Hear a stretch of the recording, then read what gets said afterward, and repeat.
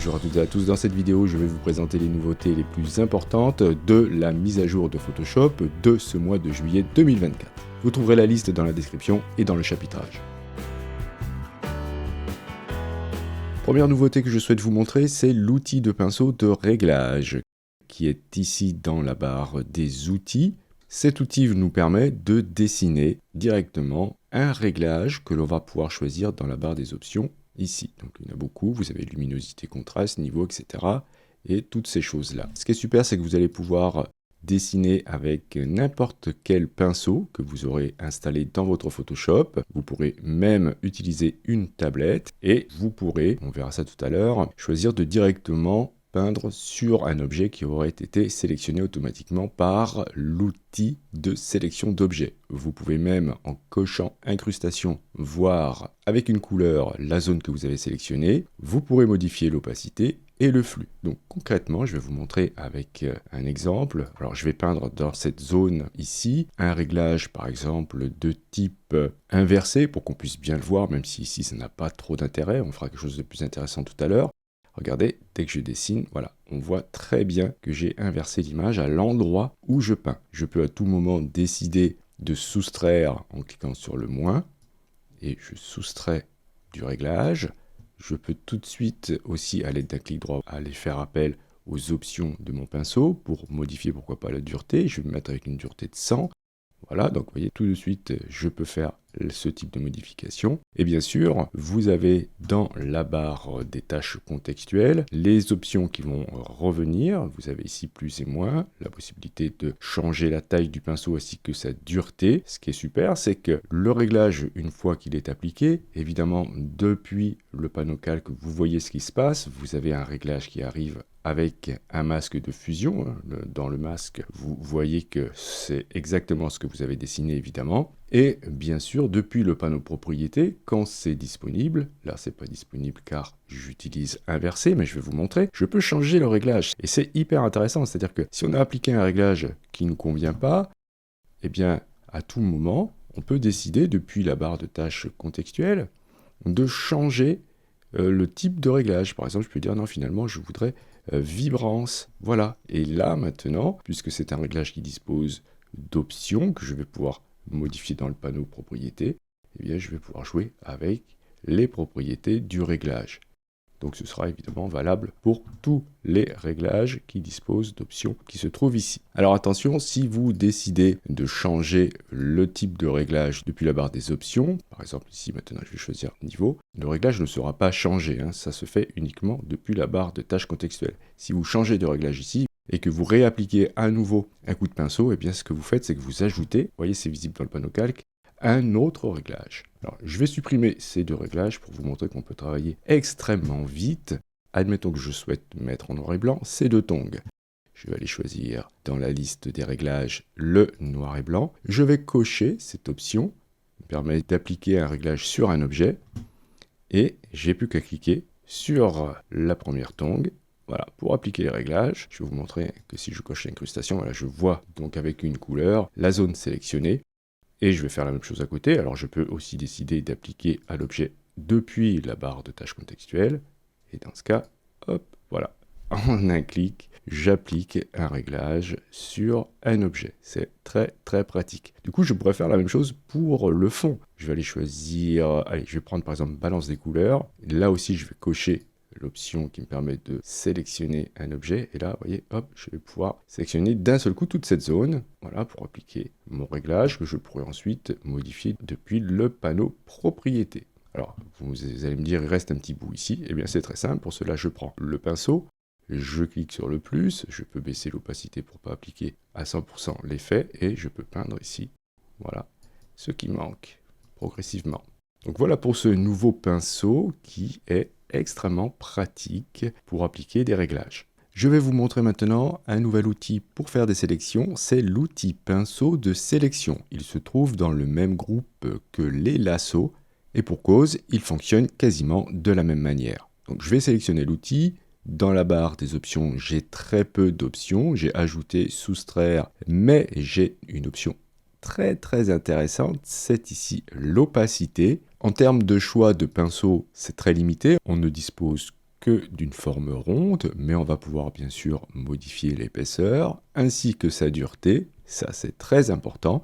Et à côté, vous avez des options d'incrustation, ce qui va vous permettre de pouvoir changer la couleur de celle-ci afin de bien distinguer dans votre image la sélection. Donc en fait, ça fait quoi ça? Eh bien, vous allez pouvoir tout simplement dessiner votre sélection. Donc là, voilà, je fais n'importe quoi, je dessine ça, ok? Eh bien, ça, c'est une sélection, c'est-à-dire que maintenant, si je prends par exemple l'outil pinceau, eh bien, vous voyez, ça se transforme en sélection, je vais pouvoir peindre uniquement dans cette zone sélectionnée. Bien sûr, et c'est pas vraiment nouveau, hein, puisqu'on pouvait faire quasiment la même chose avec le mode masque, mais cette façon de faire est quand même beaucoup plus simple à appréhender. Donc voyons voir ce qu'on peut faire aussi. Si je souhaite sélectionner une tongue, et bien là évidemment hein, on a des outils qui sont beaucoup plus efficaces que de dessiner autour. Mais là je vais vous montrer que si je fais le tour comme ça d'un objet, et bien comme pour l'outil lasso, si je boucle, hop, je vais automatiquement fermer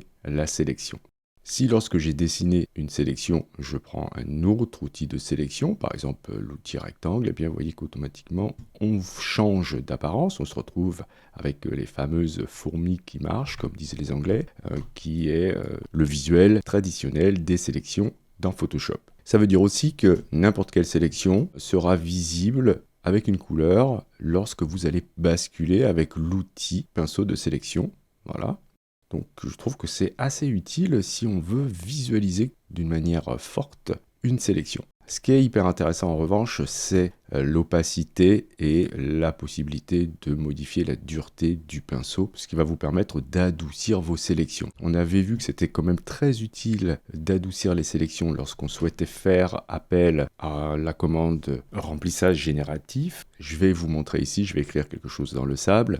Alors, vous voyez, on a accès au raccourci classique pour changer la taille à la volée, comme cela. Si vous maintenez Alt et clic droit sur PC, vous allez pouvoir, avec un glisser latéral, changer la taille. Si vous montez et descendez, vous pouvez changer la dureté. Donc c'est très pratique. Sur Mac, il faudra utiliser le raccourci CTRL ALT, clic gauche. Donc là, je vais choisir voilà, une dureté à 0, avec un diamètre voilà, aux alentours de 250, et je vais écrire été, comme cela. Là, j'ai des bords adoucis. Dans remplissage génératif, je vais écrire écriture dans le sable et je clique sur générer. Et voilà, j'obtiens 3 générations. Je vais pouvoir passer en revue. Je vais pouvoir aussi du coup ajouter un petit peu d'écume de manière très précise. Donc, je reprends l'outil de sélection, je change la taille, je vais baisser l'opacité à 50%. Je vais dire que je veux un peu d'écume ici, mais surtout beaucoup plus sur la partie gauche. Donc théoriquement, si je demande à remplissage génératif d'avoir de l'écume de mer, je devrais en avoir plus à gauche qu'à droite. Et c'est le cas, effectivement. Donc voilà, c'est beaucoup plus simple d'utiliser cet outil plutôt que de faire ce que l'on faisait auparavant, passer en mode masque, baisser l'opacité, etc., ou jouer avec l'opacité des masques. Voilà, là c'est beaucoup plus simple de cette manière. Puisque là j'ai utilisé remplissage génératif, vous avez une nouveauté qui apparaît dans le panneau propriété, et ce sera valable uniquement avec remplissage génératif. Depuis le panneau propriété, si vous survolez une proposition, vous avez cette petite icône qui apparaît, qui va vous permettre de créer une variation avec une accentuation des détails. Je vais tenter avec ce calque. Alors, il faut bien vérifier la taille. Je vais regarder une chose, taille de mon image. Mon calque fait en largeur 2484. Ok. Pourquoi je regarde la taille? C'est parce que cette option ne donnera pas de bons résultats sur des toutes petites zones. Donc on va tenter. Donc, je clique dessus. Ça va me générer à nouveau une autre variante, donc qui se trouve à côté. Et donc on peut voir ce que ça a fait. Je vais zoomer un peu. Donc à 100%, on voit voilà, qu'on a un petit peu plus de détails, même si bon, c'est pas hyper flagrant. Je pense pas que j'aurais fait comme ça si j'avais voulu ajouter un peu de netteté. Mais en tout cas, voilà, si vous vous demandiez pourquoi cette option apparaît, à quoi elle sert, ben voilà, ça sert à ajouter un peu de détails sur un calque de remplissage génératif. Je vais vous montrer maintenant les petites améliorations qu'il y a eu concernant la barre des tâches contextuelles. Pour cela, je vais ajouter une forme vectorielle personnalisée. Je vérifie dans la barre des options que j'ai bien l'option forme ici. Et dans ma liste de formes, je choisis une forme que je vais, à l'aide d'un cliquer-glisser, déposer dans mon document. Je me retrouve maintenant avec des options utiles pour les objets vectoriels dans la barre des tâches contextuelles. Je vais pouvoir changer la couleur de fond, donc tout simplement en cliquant là. Hop, ensuite choisir depuis le sélecteur de couleurs une couleur pour mon fond. Je vais pouvoir modifier la couleur de mon contour, changer l'épaisseur de celui-ci. J'ai accès aussi à côté aux options de contour. Donc voilà, vous avez l'apparence, vous avez l'alignement, les extrémités, etc. Et si je clique sur autre option, j'ai encore d'autres options. Donc voilà, c'est extrêmement pratique. Alors j'ai noté une chose curieuse. Si vous créez une forme avec la plume, eh bien la barre des tâches contextuelles disparaît. Donc je pense que ça doit être un bug. C'est dommage car c'est bien un objet vectoriel qui n'est pas différent des autres. Donc voilà, je ne sais pas pourquoi ça ne fonctionne pas lorsqu'on dessine une forme avec la plume. Dites-moi dans les commentaires si vous faites face au même problème. Autre chose intéressante avec la barre des tâches contextuelles, c'est que lorsque vous souhaitez faire la transformation d'un calque, vous aurez de nouvelles options dans cette barre. Alors ici, je suis en présence d'un objet vectoriel, donc c'est très facile de le faire là, et les options n'apparaissent pas. Vous devez faire appel à la commande transformation manuelle, CTRL-T ou commande T, pour avoir accès maintenant en bas aux options de rotation. Donc vous pouvez faire une rotation à 90 degrés, horaire ou anti-horaire. Vous pourrez enfin facilement faire une symétrie sur l'axe horizontale ou bien verticale, et cliquez sur valider pour valider. Donc ce que je vous ai montré là fonctionne avec tous les calques.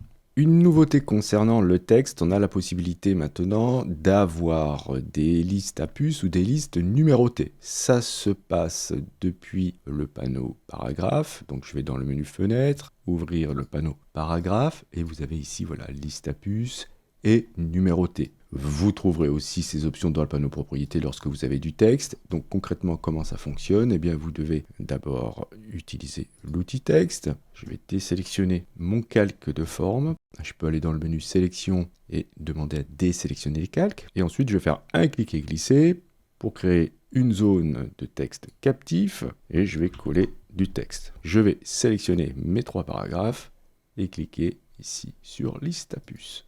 Voilà. Si vous préférez des numéros, cliquez sur l'icône d'à côté. Pour cela, je vais tout sélectionner à nouveau. Tac. Donc ça, c'est pratique parce que du coup, la numérotation, elle est automatique. Si vous ajoutez un autre paragraphe, et bien évidemment, automatiquement, vous allez modifier la numérotation. Je vous avais dit que vous trouvez aussi ces options depuis le panneau propriété. Voilà, ça se trouve ici. Et vous avez d'autres options intéressantes, notamment pour la numérotation. Vous pouvez avoir, au lieu des chiffres, des lettres, des chiffres romains, ou alors avoir un 0 en tant que préfixe, ou un double 0. Si vous cliquez sur les puces, vous avez d'autres aspects pour vos puces, un tiret, un rond vide, ou un carré. Donc voilà pour cette petite nouveauté concernant les puces et la numérotation. Pour vous montrer l'autre nouveauté, je vais créer un document assez gros, 2048 par 2048 pixels, je vais cliquer sur créer. Pourquoi? Car maintenant, nous avons la possibilité de générer une image directement dans Photoshop, comme on le ferait sur le site Adobe Firefly. À partir d'où on peut le faire? Soit vous allez dans le menu édition et vous avez ici une nouvelle commande qui vous permet de générer une image, ou bien vous avez ici dans la barre des outils la commande, ou bien encore depuis la barre des tâches contextuelles. Donc lorsque vous allez cliquer sur générer une image, celle-ci aura la taille de votre document. Le modèle utilisé désormais est actuellement Adobe Firefly 3. C'est pour ça qu'on peut se permettre ce type de taille. Donc là, c'est un format carré, mais vous pourrez aussi utiliser un format paysage ou portrait à partir du moment où vous restez dans ces limites. Donc lorsque vous allez activer cette commande, vous allez vous retrouver avec cette boîte de dialogue assez imposante. Ici, vous allez pouvoir saisir votre prompt. Par exemple, celui-ci, si vous êtes en panne d'idées, vous avez à côté des exemples de prompts. En dessous, vous allez pouvoir choisir de quel type de contenu il s'agit, soit c'est de type art ou de type photoréaliste. Vous allez pouvoir choisir aussi pour le style une image de référence, on verra ça tout à l'heure, ainsi que des effets. Donc pour l'instant, je vais choisir aucune option, je laisse juste mon prompt par défaut et je vais cliquer sur générer. Donc là, je n'ai pas besoin de créer de sélection, hein. La génération va couvrir l'entièreté de mon document. Si vous faites une sélection, vous ferez appel à remplissage génératif, c'est pas du tout la même chose. Je vais me retrouver évidemment avec 3 propositions que je retrouve dans le panneau propriété, exactement de la même manière qu'avec remplissage génératif. Alors ici, vous n'aurez pas la possibilité de faire une amélioration des détails. Donc la petite icône qui est présente avec un calque de remplissage génératif ne sera pas là avec une génération d'images. Bien, une fois que vous avez fait ça, vous pouvez demander à générer d'autres choses en modifiant votre prompt et en cliquant à nouveau sur générer. Voilà, alors n'oubliez pas hein, que vous avez les crédits génératifs hein, qui s'appliquent évidemment avec cette commande. Ensuite, vous avez ces petites icônes que l'on retrouve aussi dans la barre des tâches contextuelles. Si vous cliquez sur la première, vous serez en mesure d'aller choisir une image de référence pour créer une autre génération à partir de votre prompt, ou bien de choisir celle-ci dans la liste qui vous est proposée. Donc par exemple, je vais faire quelque chose avec ce style, et ensuite, je peux cliquer ici pour fermer la fenêtre et demander à générer 3 autres images avec cette image de référence. Donc quand c'est le cas, vous verrez l'image de référence apparaître là, ainsi qu'une petite encoche pour dire que vous avez utilisé ce type d'option. Donc voilà, j'ai maintenant l'image de référence qui a été appliquée avec mon prompt. Alors attention, hein, nous n'avons pas réutilisé une image déjà générée pour appliquer le style que j'ai choisi. On n'a pas encore la possibilité dans Photoshop d'utiliser le paramètre structure que l'on trouve dans Adobe Firefly. L'autre icône ici vous permettra de changer le type de contenu, c'est-à-dire que vous pouvez demander cette fois-ci à générer plutôt quelque chose de type photoréalistique ou artistique, ok, et ensuite vous pouvez choisir des effets, comme par exemple, allez, des effets de matière, on pourrait dire que ça serait... Ah, je vais essayer avec du papier, comme cela, alors par contre, du coup, je vais pas choisir photo, mais plutôt art, je vais fermer et cliquer sur générer, et voilà, j'obtiens maintenant ma scène miniature d'abord de mer de Méditerranée avec ce style. Alors concernant les images de référence, bien sûr, vous pouvez aller chercher une image de référence que vous aurez choisie vous-même, par exemple celle-ci. On vous dit attention, il faut que vous ayez les droits d'utiliser les images de référence. Et dans ce cas, voilà, on est très proche de l'image de référence que j'ai indiquée. Du coup, c'est très intéressant. Alors, je voudrais juste préciser une chose. Si vous souhaitez agrandir, élargir l'image, par exemple avec l'outil recadrage, vous avez bien sûr la commande développement génératif. Je vais agrandir ici l'image. Voilà, je vais essayer de la doubler pour vous montrer le résultat. Lorsque vous faites appel à développement génératif ou à remplissage génératif, comme je vous le disais tout à l'heure, vous ne faites pas appel au même modèle. Actuellement, remplissage génératif est géré par le modèle Adobe Firefly 2.